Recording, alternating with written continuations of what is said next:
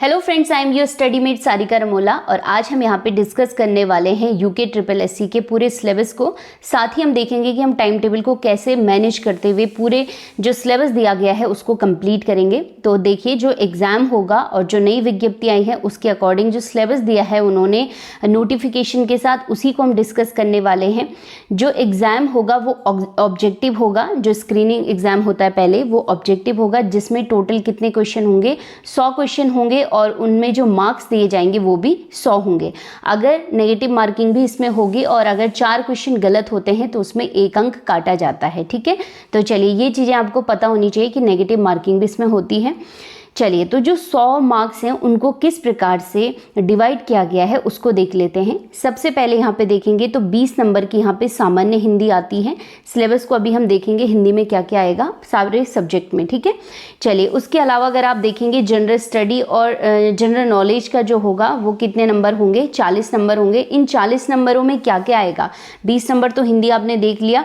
इन 40 नंबरों में आएगा सामान्य बुद्धि परीक्षण लगभग 10 नंबर का, इतिहास, भूगोल, राजनीति विज्ञान, अर्थशास्त्र, राज्य, राष्ट्रीय और अंतर्राष्ट्रीय महत्व की समसामयिक घटनाएं कितने नंबर की, लगभग 30 नंबर की, और इसी में कंप्यूटर भी इंक्लूड होगा। ठीक है, तो 40 नंबर इन सब से मिला के हो जाएंगे तो 60 नंबर हो गए पूरे। और अब यहाँ पर जो इम्पोर्टेंट हो जाता है पोर्शन वो हो जाता है उत्तराखंड से संबंधित विभिन्न जानकारी, जिसमें इसमें सब कुछ आएगा और उसके जो टोटल मार्क्स होंगे वो कितने होंगे, 40 नंबर के। तो इस तरीके से टोटल कितने नंबर हो जाते हैं, 100 नंबर हो जाएंगे। ठीक है, तो ध्यान रखना है कि किस प्रकार से डिस्ट्रीब्यूट किया गया है। जो हमारे एक सब्जेक्ट है उसके हिसाब से तैयारी करनी होती है।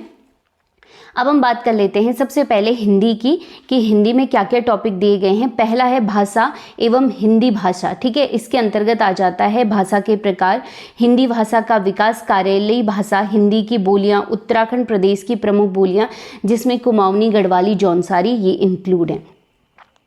दूसरी यूनिट आ जाती है लिपि एवं वर्णमाला, जिसमें सारी चीज़ें देवनागरी लिपि से संबंधित जो भी चीज़ें हैं, भारतीय भाषाएं किस प्रकार से लिखी, किन लिपियों में लिखी जाती हैं भारत की भाषाएं, वो आएंगे। तीसरा टॉपिक है स्वर एवं व्यंजन। चौथा आ जाता है हिंदी वर्तनी, यानी इसमें शुद्ध अशुद्ध आ जाएगा, विराम चिन्ह आ जाएंगे। ठीक है, नेक्स्ट है शब्द संरचना किस प्रकार से आएगी, उसमें वर्ण, अक्षर, प्रत्यय, उपसर्ग, संज्ञा, सर्वनाम, क्रिया, पद, लिंग, वचन, पुरुष, जो विशेषण है, अलंकार है, क्रिया विशेषण, कारक, ये सब इंक्लूड है।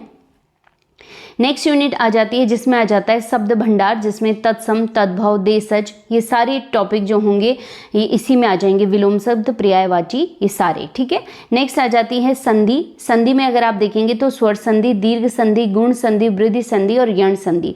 लेकिन ऐसा नहीं है कि संधि में आप केवल स्वर संधि के प्रकार ही पढ़ेंगे, बल्कि आप इसमें जनरली जो 3 संधियां होती हैं, स्वर संधि, व्यंजन संधि और विसर्ग संधि क्या होती हैं, वहां से भी क्वेश्चन पूछ लिए जाते हैं। यहाँ पे आदि संधि नहीं दी गई है तो वो भी आप पढ़ेंगे।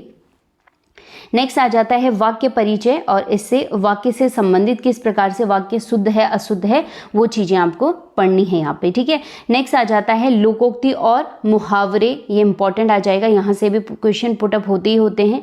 पत्र लेखन आ जाएगा। ठीक है, जनसंचार एवं हिंदी कंप्यूटरिंग, जिसमें समाचार पत्र पत्रिकाएं हो जाती हैं, मीडिया के विभिन्न माध्यम हो जाते हैं, TV, Doordarshan, Hindi social media, ये सब आ जाएंगे। साथ ही हिंदी कंप्यूटरिंग जिसमें फॉन्ट वगैरह पूछा जाता है आपको। ठीक है, हिंदी टाइपिंग से रिलेटेड है, तो ये हो गया है। अब दूसरा पोर्शन आ जाता है यहाँ पे हिंदी का, हिंदी साहित्य का। ठीक है, किसका है, हिंदी साहित्य का।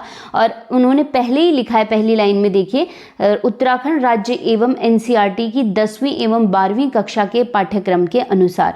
क्योंकि 10वीं और 12वीं की हिंदी की बुक अगर आप देखेंगे, 10 से लेके 12 तक भी अगर जाएंगे, 11 में भी है इसमें ये चीज़ें, तो उनमें ये जो पद्य और गद्य में दिए गए हैं थिंकर, साहित्यकार, ये इंपॉर्टेंट हो जाएंगे। चाहे उसमें कवि ले लीजिए, सूरदास, तुलसी, मीरा, रसखान, जयशंकर प्रसाद निराला, सुमित्रा नंदन पंत, माखनलाल चतुर्वेदी, मुक्तिबोध, मंगलेश डबराल, राजेश जोशी, ये सब। और गद्य की बात करेंगे तो राहुल सांकृत्यान, हजारी प्रसाद द्विवेदी, प्रेमचंद, महादेवी वर्मा, शिवानी, पीताम्बर दत्त बर्थवाल, हरिशंकर प्रसाई, ये सारे आप देखिएगा उत्तराखंड के भी जो इसमें प्रमुख लेखक हैं वो भी पूछे गए हैं। तो 10वीं और 12वीं एनसीईआरटी बेस्ड हैं। अगर आप प्लेलिस्ट में जाके देखेंगे ना यूट्यूब में मेरे वाले, तो उसमें भी मैंने सारे साहित्यकार करवा रखे हैं और ज़्यादातर जो मैंने करवा रखे हैं 10वीं और 12वीं के एनसीईआरटी बेस्ड ही क्वेश्चन, और उनका जो पूरा परिचय है उस हिसाब से ही करे हुए हैं। ठीक है, तो आप एक एक करके उनको देख सकते हैं। बाकी आप हिंदी का आप देख लीजिए, पूरा सिलेबस ये है। ठीक है, 20 नंबर की है, अपने आप में काफ़ी बड़ा स्कोर करता है हिंदी, 20 नंबर बहुत बड़ा है, तो आप इसको पूरा करेंगे एक साइड से। ठीक है, चलिए ये तो अब हम बात कर लेते हैं दूसरे टॉपिक की, और दूसरा है रीजनिंग सामान्य बुद्धि परीक्षण से संबंधित, और ये पूरा का पूरा कितने नंबर का आएगा, 10 नंबर का आएगा, और पूरे 10 नंबर के क्वेश्चन आते ही आते हैं। तो आप लोगों ने क्या करना है कि इन टॉपिक को पूरे अच्छे तरीके से करना है। ठीक है, अब आप देखिए जो जनरल टॉपिक हैं इनको आप एक एक बार भी करेंगे ना तो ईजिली आ जाते हैं ये, जैसे आप स्टार्टिंग में अगर आप देखेंगे। ठीक है, इन सबको आकृतियों की गिनती करना, आकृति का निर्माण किस प्रकार से होगा, दर्पण एवं जल प्रतिबिंब कैसा होगा, श्रृंखला, सादृश्यता, वर्गीकरण, कागज मोड़ना, कागज काटना। ठीक है, ये जो हैं ये एक एक दिन के टॉपिक हैं, इनको आप इजीली एक बार करेंगे समझ जाएंगे।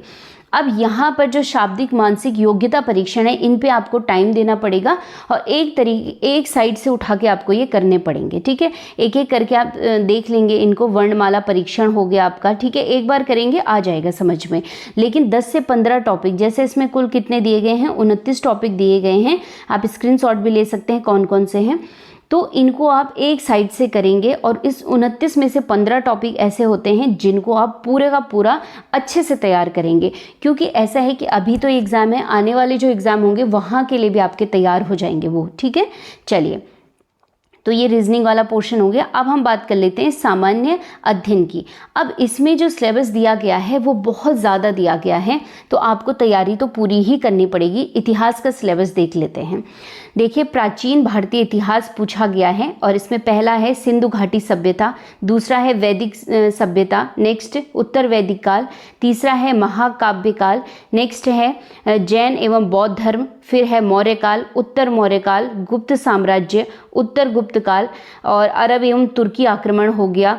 अब आ जाते हैं मध्यकालीन भारतीय इतिहास में, तो दिल्ली सल्तनत इसमें इंपॉर्टेंट हो जाएगा, भक्ति आंदोलन और सूफी आंदोलन, नेक्स्ट है मुगल काल और मराठा एवं सिख हो जाएगा। ठीक है, विजयनगर भी इसमें दिया गया है। नेक्स्ट है आधुनिक काल, तो ये भी पोर्शन इंपॉर्टेंट है आधुनिक काल का। यूरोपियों का भारत में आगमन, जिसमें पुर्तगाली, डच, फ्रांसीसी, ठीक है, ये सब आ जाएंगे जो व्यापारी आगमन करने के लिए आए थे। जो ब्रिटिश ईस्ट इंडिया कंपनी है ये आपको पूरा पढ़ना है इसमें।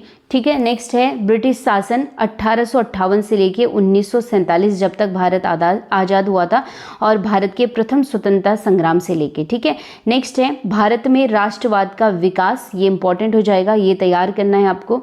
नेक्स्ट है प्रथम विश्व युद्ध और राष्ट्रीय आंदोलन, ये सारे आपको एक साइड से पढ़ने हैं, जिसमें होम रूल आंदोलन से लेके लखनऊ समझौते से लेके जितने भी इसमें कांग्रेस के अधिवेशन हुए हैं ये सारे। ठीक है, चलिए जो मेन इसमें हुए हैं, चंपारण आंदोलन से लेके खेड़ा असहयोग आंदोलन, चोरी चोरा कांड हो गया, ये सारे जो नेशनल मूवमेंट से रिलेटेड आते हैं ये सब आपको करने हैं। ठीक है, चलिए नेक्स्ट है इसी में भारत सरकार अधिनियम 1935 को पढ़ना है, बहुत इंपॉर्टेंट है।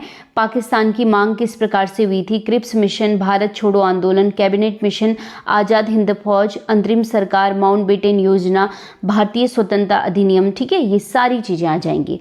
अब आ जाता है इसमें नेक्स्ट हिस्ट्री में ही विश्व का इतिहास, जिसमें यूरोप में पुनर्जागरण आ जाएगा, ब्रिटेन के राजवंश आ जाएंगे, और इसमें फ्रांसीसी क्रांति, अमेरिका का स्वतंत्रता संग्राम, रूसी क्रांति, प्रथम और द्वितीय विश्व युद्धों के प्रमुख कारण, वो सब इसमें आएंगे। तो ये है पूरा का पूरा इतिहास। ठीक है, चलिए नेक्स्ट आ जाता है भूगोल, और भूगोल में दोनों आएंगे, एक भारत का भूगोल, दूसरा विश्व का भूगोल। ठीक है, तो एटलस की हेल्प से भी आप इसको पढ़ेंगे, जिसमें विश्व का भूगोल आ जाएगा, जिसमें सारी चीज़ें आएंगी। ठीक है, जैसे भूगोल के और क्या क्या शाखाएं हैं, सौर मंडल की उत्पत्ति कैसे हुई, अक्षांश और देशांतर हो गया, समय कैसे निकालते हैं, पूरे ग्लोब पे हम जब जाते हैं कंट्री से दूसरी कंट्री में, किसी कॉन्टिनेंट में, तो कैसे हम समय निकालते हैं, पृथ्वी की गतियाँ, परिभ्रमण, परिक्रमण, ये सब आ जाएंगे। ठीक है, महाद्वीप और महासागरों की उत्पत्ति किस प्रकार से हुई है, पर्वत, पठार, मैदान, झील, चट्टान, ये सारी चीज़ें इसमें आ जाएंगी। ठीक है, वायुमंडल हो गया, एक साइड से विश्व भूगोल के अंतर्गत आएगा ये। अब आप बात करेंगे भारत के भूगोल की। तो पहले तो भारत को किन किन भौगोलिक भौगोलिक परिचय के किन किन भौगोलिक भागों में बांटा गया है, भारत के भौगोलिक पार्ट कौन कौन से हैं, उनकी संरचना हो गई, जलवायु हो गई, कैसे है भारत की प्राकृतिक वनस्पति, पशुपालन, मिट्टी, जल संसाधन, सिंचाई, बहुनदी परियोजनाएं सब आ जाएंगी, फसलें, खनिज ऊर्जा, ये सब भारत भूगोल के अंतर्गत आ जाएगा। ठीक है, जलवायु परिवर्तन कैसे हो रहा है, क्या क्या कारण है इसके, ये सब आ जाता है। ठीक है, चलिए नेक्स्ट आ जाता है राजनीति विज्ञान, पॉलिटिकल साइंस। अब आप देखिए इसमें, वैसे इसमें जो जनरल पूछा जाता है वो पॉलिटी से पूछा जाता है, इंडियन कॉन्स्टिट्यूशन से रिलेटेड पूछा जाता है, लेकिन इन्होंने केवल इंडियन कॉन्स्टिट्यूशन ही नहीं डाला है बल्कि और चीज़ें भी इसमें डाली हैं, इसीलिए इसको क्या कहा है इन्होंने, राजनीति विज्ञान कहा है। इसमें आ जाएगा राष्ट्रीय आंदोलन, राष्ट्रीय जागृति के उदय के कारण, ठीक है, जिसमें भारत में धार्मिक एवं सामाजिक पुनरुत्थान, राजा राम मोहन राय एवं ब्रह्म समाज। अच्छा, ऐसे जैसे हम पहले ये पढ़ रहे हैं ना, इतना सिलेबस तो आपको बहुत ज़्यादा बड़ा लग रहा होगा, लेकिन जैसे आप एक एक करके टॉपिक करते रहेंगे ना तो बहुत इजी आपको लगेगा, बहुत इंटरेस्ट आएगा इसमें पढ़ने में और इजीली आपको याद होते हुए चलेगा, आगे कोई कन्फ्यूज़न नहीं होता है। ठीक है, नेक्स्ट आ जाते हैं सरस्वती, दयानंद सरस्वती, जिनका आर्य समाज, स्वामी विवेकानंद हो गया। भारत में अंग्रेजी शिक्षा का प्रारंभ, 1957 का भारतीय स्वतंत्रता संग्राम, भारत में छापे खाने का प्रारंभ, भारत का आर्थिक शोषण, भारतीय राष्ट्रीय महासभा की स्थापना, बंगाल विभाजन, ठीक है, सावरकर इसमें आ जाएंगे, अभिनव भारत। ठीक है, अब आ जाता है इसमें असहयोग आंदोलन। ठीक है, असहयोग आंदोलन और जो प्रथम विश्व युद्ध उस समय पे हो रहा था, भारत की राजनीति पर क्या असर पड़ा, गांधी जी का भारत में आगमन, रॉलेट अधिनियम, जलियांवाला बाग कांड, असहयोग आंदोलन। ठीक है, सकारात्मक और नकारात्मक दोनों पहलू और इसकी असफलता के क्या कारण थे, ये सब आ जाएंगे।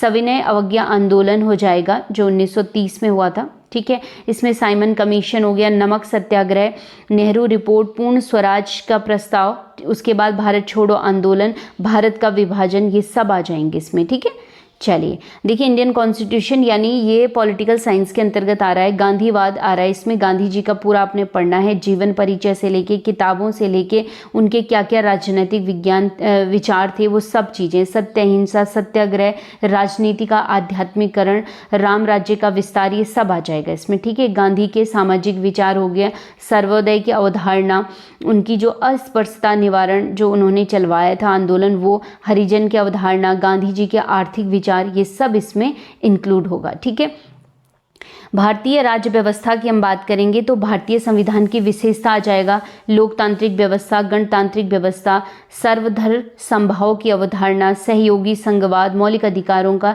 समावेश, मौलिक अधिकारों की जो धारणा है वो क्या है, इसमें समानता, स्वतंत्रता, धार्मिक स्वतंत्रता, शोषण के विरुद्ध मूल अधिकार, संवैधानिक उपचारों की व्यवस्था, उसका महत्व, ये सब आ जाएगा। फिर आ जाएंगे मौलिक कर्तव्य, फिर आ जाएगा नीति निदेशक तत्व है ना, आधारभूत इसकी जो अवधारणाएं हैं वो सब आ जाएंगी। भारतीय संसद आ जाएगी और उसमें सब चीज़ें इंक्लूड होंगी, राष्ट्रपति, उपराष्ट्रपति, राज्यपाल, लोकसभा, ये सारी चीज़ें, प्रधानमंत्री, मंत्रिपरिषद, आपातकालीन स्थिति, सब कुछ होगा। ठीक है, भारत का सर्वोच्च न्यायालय, उसका गठन, उसके कार्य, महाभियोग की प्रक्रिया, ठीक है, न्यायिक पुनरावलोकन, ये सब आ जाएगा। नागरिकता आपको पढ़नी है इसमें। नेक्स्ट है राष्ट्रीय एवं क्षेत्रीय दल आ जाएंगे, ये इंपॉर्टेंट टॉपिक है, इसको आप करेंगे।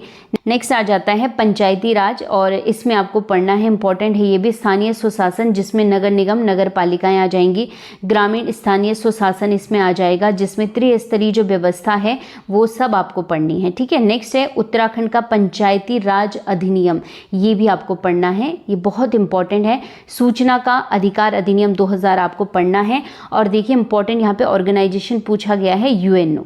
ठीक है, यूएनओ की विस्तृत आपको तैयारी करनी है, किस प्रकार से इसमें क्वेश्चन पूछा जाता है। यूएनओ क्या है, इसकी स्थापना कब हुई, इसके उद्देश्य क्या है, सुरक्षा परिषद क्या है, अंतर्राष्ट्रीय न्यायालय क्या है, ये सब आ जाएगा। पर्यावरण की बात करेंगे तो पर्यावरण भी आपको पढ़ना है। नेक्स्ट है मानवाधिकार, यहाँ से भी क्वेश्चन बनते हैं, ये टॉपिक भी आपको पूरा पढ़ना है। शस्त्रों की होड़, ठीक है, भूमंडलीकरण, दक्षिण एशिया आपको पढ़ना है, जिसमें सार्क हो गया, सार्क के गठन, उसके उद्देश्य, उसकी उपलब्धियाँ हो गई। ठीक है, तो ये पूरा का पूरा उसके अंतर्गत आ गया है। ठीक है, चलिए नेक्स्ट आ जाता है अर्थशास्त्र, और ये बेसिकली किस पे है, इंडियन इकोनॉमी पे बेस्ड है, लेकिन कुछ कुछ ऐसी अवधारणाएं हैं जो पूरे विश्व में हैं, तो वो भी आप लोगों ने पढ़नी है, ठीक है। तो इंडियन इकोनॉमी बेसिकली हम इसे बोलेंगे, भारतीय अर्थव्यवस्था भी इसमें लिखा है, इसमें सारी चीज़ें आ जाएंगी, चाहे पंचवर्षीय योजनाएं होगी, जीडीपी हो गया, सब कुछ आ जाएगा इसमें, ठीक है। तो ये आप स्क्रीनशॉट ले सकते हैं, रोजगार, ये सब चीज़ें, ठीक है। इकोनॉमी में राज्य एवं अंतर्राष्ट्रीय महत्व की समसामयिक घटनाएं, जो करंट अफेयर होता है वो भी, ठीक है। तो इसमें सब कुछ आएगा, जो भी देश दुनिया में घटित हो रहा है, राज्य में घटित होता है, अंतर्राष्ट्रीय स्तर पर जो भी चेंज हो रहा है, जो प्रमुख बन रहे हैं, कोई गेम हो रहे हैं, कोई पुरस्कार मिल रहे हैं, किसी बड़े महानुभाव का कोई निधन हो रहा है, उनसे रिलेटेड कोई भी चीज़ है, कोई भी नई टेक्नोलॉजी, कोई नई रिसर्च, नोबेल पुरस्कार, कोई भी पुरस्कार मिल रहा है, वो सब करंट अफेयर के अंतर्गत आते हैं, ठीक है। इसमें क्षेत्र दिए गए हैं, इन्होंने क्या क्या क्षेत्र इसमें दिए हैं, ठीक है। सब कुछ आ जाएगा इसमें, सब कुछ करंट अफेयर में, ठीक है। अब आ जाता है इंपॉर्टेंट उत्तराखंड से संबंधित जानकारी। अब इसको थोड़ा डिटेल में देख लेते हैं क्या क्या पूछा गया है इसमें, ठीक है। उत्तराखंड का भौगोलिक परिचय, उत्तराखंड के भौगोलिक परिचय के अंतर्गत आप उसकी स्थिति, इसका विस्तार, पर्वत, चोटियां, हिमनद, नदियां, झीलें, प्राकृतिक संसाधन, वन संसाधन, मृदा संसाधन, जनसंख्या, ये सब आ जाएगा पहली यूनिट में। दूसरा आ जाता है उत्तराखंड का इतिहास, जिसमें ब्रिटिश काल से पूर्व एवं स्वतंत्रता के पश्चात प्रमुख राजवंश आ जाएंगे, जिसमें कत्यूरी शासन, चंद शासन, गोरखा, पंवार, ब्रिटिश शासन, ये सब आ जाएंगे इसमें, ठीक है। स्वतंत्रता संग्राम में उत्तराखंड की क्या भूमिका थी और उसके प्रमुख जो स्वतंत्रता सेनानी थे वो कौन थे, विभूतियाँ कौन कौन सी हैं, विभिन्न आंदोलन कौन कौन से उत्तराखंड में हुए हैं, कुली बेगार हो गया, गाड़ी सड़क हो गया, डोला पालकी आंदोलन हो गए, स्वतंत्रता के उपरांत आंदोलन जैसे चिपको आंदोलन, नशा नहीं रोजगार दो, जो उत्तराखंड में जो चीज़ें हुई हैं पूरा घटनाक्रम आएगा इसमें, ठीक है। और राजनीतिक घटनाक्रम, ये सब आ जाएगा। उत्तराखंड पृथक राज्य आंदोलन, ये सब आ जाएगा, ठीक है, दूसरी यूनिट में। तीसरी यूनिट की बात करेंगे तो उत्तराखंड के जल स्रोत पूछे जाएंगे, जिसमें सब कुछ आएगा, यहाँ से भी क्वेश्चन बनते ही बनते हैं, जिसमें आपकी नदी हो जाएंगी, विविध सिंचाई योजनाएं हो जाएंगी, नलकूप हो जाएंगे, चाल खाल, जो भी गधेरा, ये सब चीज़ें, परियोजनाएं क्या क्या हैं उत्तराखंड में, वो सब आ जाएंगे, ठीक है। नेक्स्ट यूनिट है इसमें नंबर 4, उसमें है उत्तराखंड की अर्थव्यवस्था। तो इसमें सब कुछ आ जाएगा जिस पे उत्तराखंड की अर्थव्यवस्था डिपेंडेंट है, चाहे वो पर्यावरण से लेके आपका पर्यटन से लेके, कृषि से लेके, व्यापार से लेके, पशुपालन, मछली पालन, सब कुछ इसमें इंक्लूड होगा, खनिज लवण से लेके सब कुछ, ठीक है। नेक्स्ट यूनिट होती है उत्तराखंड का सांस्कृतिक पक्ष, और यहाँ पे जो भी परंपराएं हैं, रहन सहन है, भाषा बोलियां हैं, लोकगीत, लोक नृत्य, लोक आभूषण हैं, ये सब आ जाते हैं इसमें, लोक संगीत। नेक्स्ट यूनिट है उत्तराखंड की सामाजिक व्यवस्था एवं जनांकिकी, यानी उसके जो जमींदारी उन्मूलन, भूमि बंदोबस्त, लगान, रैयतवाड़ी, राजस्व, पुलिस व्यवस्था, ये सब इसमें इंक्लूड है। 7वीं यूनिट है उत्तराखंड में शिक्षा, सामान्य शिक्षा, तकनीकी शिक्षा, शिक्षा की दिशाएं एवं तत्सम संबंधी समस्याएं, ठीक है। तत्संबंधी समस्याएं, क्या क्या इसमें प्रॉब्लम्स हैं और क्या क्या इसमें चेंज किए जा सकते हैं, सब आएगा। उत्तराखंड में पर्यटन, ये अलग से टॉपिक दिया गया है, क्योंकि उत्तराखंड में जिस प्रकार से पर्यटन को बढ़ावा दिया जा रहा है वो सब आएंगे, जितनी भी यात्राएं, चाहे नंदा राजजात हो गई, यहाँ पे आध्यात्मिक चारधाम यात्राएं होगी, साहसिक पर्यटन हो गया, पर्वतारोहण, राफ्टिंग, ट्रैकिंग, ये सब इसमें आ जाएगा, ठीक है। नेक्स्ट आ जाती है 9वीं यूनिट उत्तराखंड में पर्यावरण एवं परिस्थिति की दशाएं, ठीक है, जिसमें वायु प्रदूषण, बादल फटना, वनाग्नि, बाढ़, सूखना, प्राकृतिक आपदाएं, ये सब आ जाएंगी। 10वीं यूनिट की बात करेंगे तो राज्य की सामान्य प्रशासनिक व्यवस्था और महत्वपूर्ण जो योजनाएं, पहल हैं, वो क्या क्या हैं, राज्य द्वारा सांख्यिकी आंकड़े और उससे संबंधित विषय हो जाएंगे। उत्तराखंड में जैव विविधता, बायोडाइवर्सिटी, जिसके अंतर्गत सारे आ जाएंगे, वन्य जीव अभ्यारण्य, नेशनल पार्क, ये सब आ जाएंगे, ठीक है। अन्य विविध विषय, जितना भी अब बाकी छूट गया उत्तराखंड से संबंधित वो इसमें आ रहा है, अन्य विविध विषय में आ रहा है, ठीक है। तो ये उत्तराखंड था जिसमें 13 यूनिट दी गई हैं और सारा कुछ इंक्लूड है, और ये इंपॉर्टेंट इसलिए है क्योंकि ये कुल मिला के आपका 40 नंबर का पोर्शन है, जो कि अपने आप में एक स्कोरिंग है, और उत्तराखंड के निवासी होने के नाते आप लोगों के लिए ये वाला स्कोरिंग पॉइंट होता है, यहाँ से ये वाला टॉपिक, ठीक है, उत्तराखंड। चलिए अब आ जाता है यहाँ पे कंप्यूटर, हमने सारा ऊपर से कर लिया है। हिंदी, रीजनिंग, जनरल स्टडी में क्या क्या टॉपिक रहेंगे, उत्तराखंड हमने कर लिया है। अब कंप्यूटर इसमें लगभग 5 नंबर का आएगा और 5 ही यूनिट इसमें दी भी गई हैं। पहला है इसमें बेसिक कंप्यूटर, ठीक है, पहली यूनिट आएगी बेसिक कंप्यूटर, जिसमें सॉफ्टवेयर हो जाएगा, इनपुट आउटपुट डिवाइस क्या क्या हैं, मेमोरी के स्टोरेज के क्या क्या तरीके हैं, ठीक है। दूसरा ऑपरेटिंग सिस्टम हो गया। तीसरा आ जाता है सॉफ्टवेयर। चौथे में आ जाता है आपका वर्किंग विद इंटरनेट, इंटरनेट वाले क्वेश्चन काफ़ी पूछे जाने लगे हैं अब। और 5वें में आ जाता है साइबर सिक्योरिटी। तो ये पांचों के पांचों टॉपिक आपको कंप्यूटर से रिलेटेड करने हैं, ठीक है। तो इसकी भी अगर आप देखेंगे कंप्यूटर से रिलेटेड एक बुक भी आती है लूसेंट की, पतली सी कंप्यूटर, तो उससे भी आप अगर इसको करना चाहते हैं बिल्कुल पतली सी तो कर सकते हैं, ठीक है। उसमें ये सारी चीज़ें आती हैं कंप्यूटर की। तो ये टोटल क्या हो गया है, आपका सिलेबस हो गया है, जो हमने पूरा देख लिया है कि इसमें क्या क्या पूछा जाएगा, ठीक है। चलिए अब हम बात कर लेते हैं इसकी स्ट्रेटेजी कि हम इस पूरे सिलेबस को कैसे कवर अप करेंगे, अपने टाइम को कैसे मैनेज करेंगे। पहली बात है, इसमें जो एज कैटेगरी दी गई है वो 18 साल से 42 साल दी गई है, ठीक है। 18 से 42 एज ग्रुप इतनी है इसमें। उसमें 18 साल का बच्चा भी आ सकता है, 40 प्लस लोग भी हो सकते हैं, 35 प्लस वाले बच्चे भी हो सकते हैं जो कॉम्पिटिटिव हैं, वो कोई भी इसमें आ सकते हैं। लेकिन जो हम लोग तैयारी अभी बता रहे हैं कि किस प्रकार से टाइम को मैनेज करेंगे, वो 18 प्लस यानी जो 18 साल अभी हुए हैं उन लोगों ने जो पहली बार तैयारी कर रहे हैं उसके बेस पे ये हमने टाइम मैनेज किया है।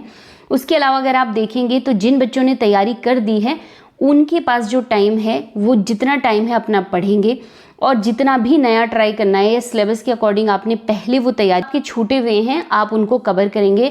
नवंबर लास्ट तक केवल जो पुराने स्टूडेंट हैं उनको करेंगे, नवंबर लास्ट तक जितना नया ट्राई करना है सिलेबस के अकॉर्डिंग या उससे एक्स्ट्रा भी आपको लगता है कि करना चाहिए।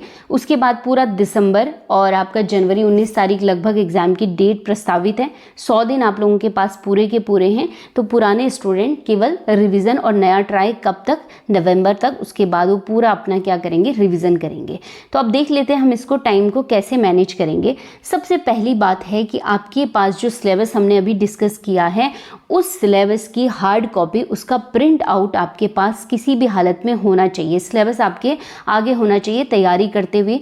जैसे आपके पास सिलेबस आता है और जैसे आपने कहा 100 मार्क्स का आपका पेपर है, ठीक है, उसमें आपने सबसे पहला पोर्शन ले लिया हिंदी का। हिंदी है 20 नंबर का, जो अपने आप में बहुत बड़ा पोर्शन है। हिंदी 20 नंबर की है। तो हमने टॉपिक वाइज, जब आपके पास हार्ड कॉपी होगी ना, एक टॉपिक कर रहे हैं तो उसको टिक मारते हुए चलेंगे। अब मोबाइल की बात तो अलग है ना, कि मोबाइल में आपके पास सिलेबस है वो अलग बात है। हार्ड कॉपी आपके पास रहेगी तो आप उसको पेंसिल, स्केच पेन जिससे भी मार्क करते हुए चलेंगे कि आपका क्या क्या सिलेबस के अकॉर्डिंग हो रहा है। तो आप इसको क्या करेंगे, 20 नंबर का हिंदी है, हार्ड कॉपी आपके पास होनी ही चाहिए। दूसरी हम बात कर लेते हैं जनरल स्टडी की। जनरल स्टडीज में 25 नंबर का है, केवल जनरल स्टडी की बात कर रहे हैं और करंट अफेयर की। जनरल स्टडी देखा हमने कितना बड़ा सिलेबस है, 20 number general study, 5 number current affair, इसमें 5 से 7 या कभी इससे भी ज़्यादा चला जाता है, 10 से 12 नंबर भी करंट अफेयर कभी कभी पूछ लिया जाता है। तो आप 25 नंबर इसको मान के चलेंगे। रीजनिंग यहाँ पे हो जाएगा आपका 10 मार्क्स का, ठीक है। फिर आ जाता है उत्तराखंड, जो अपने आप में क्या है पूरा 40 नंबर का है। फिर आ जाता है कंप्यूटर 5 नंबर का। तो टोटल जो अगर आप देखेंगे तो कितने नंबर हो रहे हैं, 100 नंबर हो रहे हैं, ठीक है। ये हमने कैटेगराइज कर दिया है।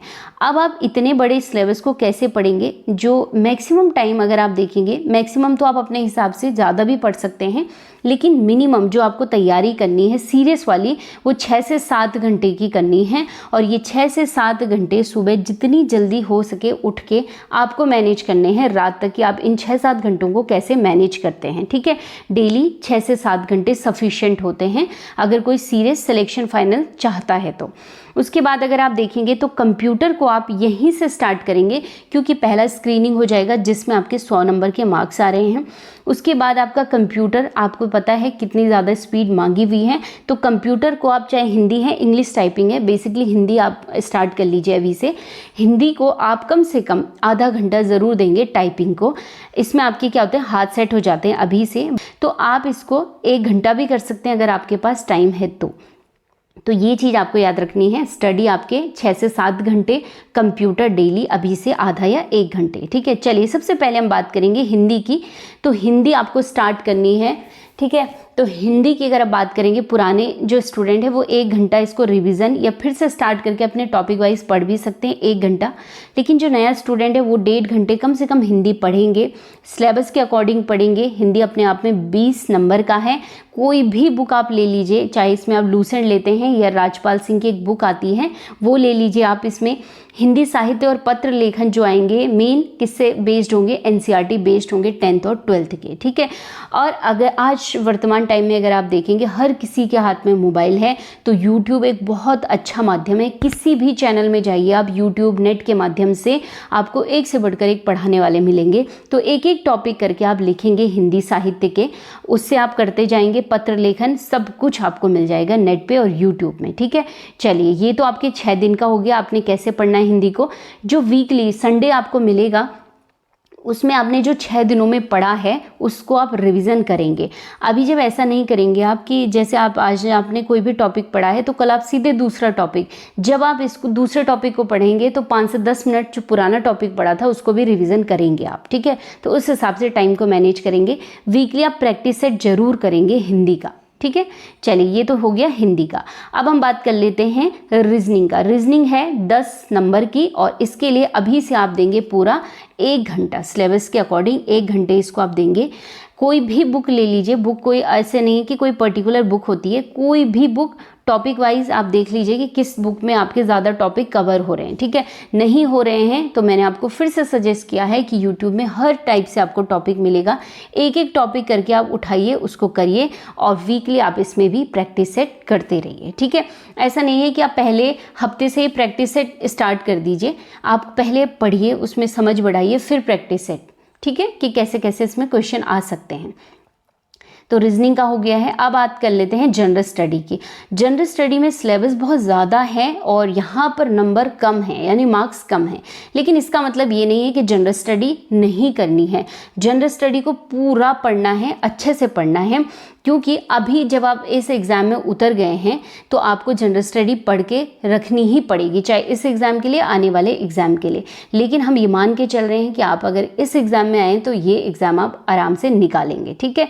तो आप 25 मार्क्स के लिए कम से कम 2 घंटे देंगे और इसमें आप कोई भी बुक ले लीजिए। बेसिकली आप देखेंगे सारे जनरल स्टडी जो कवर किया है किसने, लूसेंट ने किया है। लूसेंट भी ले सकते हैं आप, उसको पढ़ना। उसके अगर आप देखेंगे तो उसके जो ऑब्जेक्टिव टाइप क्वेश्चन है वो भी कर सकते हैं आप। और एक और आती है इसमें एनसीईआरटी पर आधारित बेस्ड है, महेश कुमार बर्णवाल की, तो वो एनसीईआरटी पे है पूरा, तो उसको भी आप ले सकते हैं, ठीक है, जनरल स्टडी के लिए। एक है घटना चक्र। आप सब ने, जो पुराने बच्चे हैं उन्होंने घटना चक्र उनके पास हो गई, लेकिन नए बच्चे भी अभी से घटना चक्र अगर आप सॉल्व करते रहेंगे, उसमें डिस्क्राइब भी किया रहता है आंसर को, तो उसमें आपको एक क्वेश्चन से 10-15 क्वेश्चन, 10-15 चीज़ें और मिल जाती हैं, तो वो बहुत अच्छा हो जाता है आप लोगों के लिए, ठीक है। तो जनरल स्टडी अपने हिसाब से जैसे आपको जो जो टॉपिक लगते हैं, चाहे आपको जो भी अच्छा लगता है उस हिसाब से करेंगे। इसको आप अल्टरनेट कर सकते हैं जनरल स्टडी को, क्योंकि इसमें बहुत ज़्यादा सिलेबस है, तो आप अल्टरनेट करेंगे। 3 दिन जैसे हिस्ट्री पॉलिटी कर दी आपने, 3 दिन आपने ज्योग्राफी, इकोनॉमी, एनवायरमेंटल स्टडी ये कर दी आपने, ठीक है। अब इसमें एक दिन जो बचेगा आपका, 6 हफ्ते में ना 6 दिन हो गए हैं, एक दिन जो बचेगा, इस एक दिन में आप क्या करेंगे, ऑर्गेनाइजेशन करेंगे, ठीक है, मिसलेनियस करेंगे और प्रैक्टिस सेट करेंगे। ये 3 चीज़ें आप करेंगे उस एक दिन में, ठीक है। प्लस इसमें भी आप क्या करेंगे, प्रैक्टिस सेट करेंगे वीकली, ये चीज़ ध्यान रखिएगा। फिर आ जाते हैं हम उत्तराखंड की तरफ। उत्तराखंड की बात करेंगे तो उत्तराखंड कितने नंबर का है, 40 नंबर का है। बार बार मैं ये चीज़ें इसलिए बोल रही हूँ कि 40 नंबर का है, 20 नंबर का है, 25 नंबर का है, क्योंकि उसी हिसाब से तो तैयारी करनी है ना कि कहाँ हम स्कोर कर सकते हैं, किसको हमें सीरियसली पढ़ने की ज़रूरत है। तो उत्तराखंड 40 नंबर की है और इसको पूरा का पूरा आप 2 घंटे देंगे। इंटरेस्ट आ रहा है तो ज़्यादा भी दे सकते हैं, लेकिन 2 घंटे आप मिनिमम इसको देंगे ही देंगे। उत्तराखंड की बात करेंगे तो परीक्षा वाणी भी सफिशिएंट है, विंसर ईयरबुक है, उसमें जो क्वेश्चन आंसर हैं वो हैं। जो उत्तराखंड जिला सीरीज़ है वो भी बहुत ईजी पड़ता है तैयारी करने के लिए, ठीक है, कि किस डिस्ट्रिक्ट में क्या क्या चीज़ें हैं उसके अकॉर्डिंग भी उसे कर सकते हैं। जब आप डिस्ट्रिक्ट सीरीज को सुन लेते हैं, पढ़ लेते हैं, तो आपको परीक्षा वाणी आप लोगों के लिए इजी पड़ जाती है, ठीक है, उसको करना। फिर अगर आप देखेंगे, ये तो उत्तराखंड हो गया, इसके बाद कर लेते हैं कंप्यूटर। अच्छा, जो भी हम देख रहे हैं, चाहे उत्तराखंड है, जनरल स्टडी, कोई भी है, बिना सिलेबस के तो हम उसको करेंगे ही नहीं। सिलेबस आपके पास हार्ड कॉपी होनी चाहिए। ऐसा नहीं कि अभी आज उत्तराखंड पकड़ दिया पूरे दिन भर, कल आपने जनरल स्टडी पकड़ दिया पूरे दिन, ऐसा नहीं होगा, ठीक है। आप टाइम टेबल के अकॉर्डिंग करेंगे तो आपका सिलेबस कवर होगा, ठीक है। चलिए अब बात कर लेते हैं कंप्यूटर और करंट अफेयर की। तो आप डेली 1 घंटा कर सकते हैं इसको, ठीक है। 5 नंबर का कंप्यूटर है, इसमें आप 1 घंटे अल्टरनेट कर सकते हैं इनको। 3 डेज कंप्यूटर कर सकते हैं और 3 दिन आप कर सकते हैं करंट अफेयर, और जो भी और चीज़ें बचती हैं आपकी, क्योंकि करंट अफेयर के लिए भी टाइम देना बहुत ज़रूरी है। करंट अफेयर बहुत ज़्यादा बल्क में एक साथ मत करना, धीरे धीरे करना है, ठीक है। धीरे धीरे करेंगे आप करंट अफेयर तो ज़्यादा अच्छे से समझ आएगा। डेली अगर आप 20 से 25-30 क्वेश्चन भी कवर करते हैं तो बहुत होता है। अभी से करते चलेंगे तो ठीक है, एक ही दिन में 100 क्वेश्चन करेंगे करंट अफेयर के तो वो समझ आएंगे ही नहीं आपको, ठीक है। चलिए अब बात कर लेते हैं संडे की, कि संडे को क्या करना है। संडे को केवल और केवल क्या करना है, रिवीजन करना है सारे सब्जेक्ट का। जो आपने पूरे हफ्ते भर पढ़ा है उनको रिवीजन करना है। अब ये रिवीजन आप 2 घंटे में भी कर सकते हैं, 1 घंटे में भी कर सकते हैं, वो आप पे डिपेंड करता है, ठीक है। और इसके अलावा अगर आप 3 घंटे या 2 घंटे में अपना पूरा रिवीजन कर लेते हैं तो उसके बाद जो टाइम आपका बचेगा, क्योंकि आपको 6 से 7 घंटे पूरे करने हैं, तो आप इसमें प्रैक्टिस सेट करने की कोशिश करेंगे, ठीक है। तो ये चीज़ें आपको ध्यान रखनी है। साथ ही आपको जैसे आप तैयारी करते हैं ना, तो खाने का बहुत ध्यान रखना है, पानी का, और अगर आप देखेंगे नींद का अभी से, है ना, क्योंकि 6 से 7 घंटे जो बच्चे तैयारी कर रहे हैं उनको सोना भी पड़ेगा, पढ़ना भी पड़ेगा और खाना भी पड़ेगा। तो वो सारी चीज़ें आपको अभी से लेके हुए चलना है, ठीक है। तो ये पूरा शेड्यूल है, अगर आप इस हिसाब से करेंगे तो डेफिनेटली आप पूरा सिलेबस कवर कर लेंगे। और साथ ही सबसे बेटर यही है कि आप अपने जो आपके घर है, माहौल है, उसके हिसाब से टाइम को मैनेज करेंगे। अब मैं ये नहीं कह सकती हूँ ना कि आप मॉर्निंग में इतने बजे उठ के इतना ही पढ़ लो, क्या पता आपका कोई और काम उस टाइम पे होता होगा, है ना। तो आप अपने हिसाब से इसको मैनेज करेंगे, लेकिन मिनिमम टाइम इन सब्जेक्ट को सिलेबस के अकॉर्डिंग देंगे ही देंगे।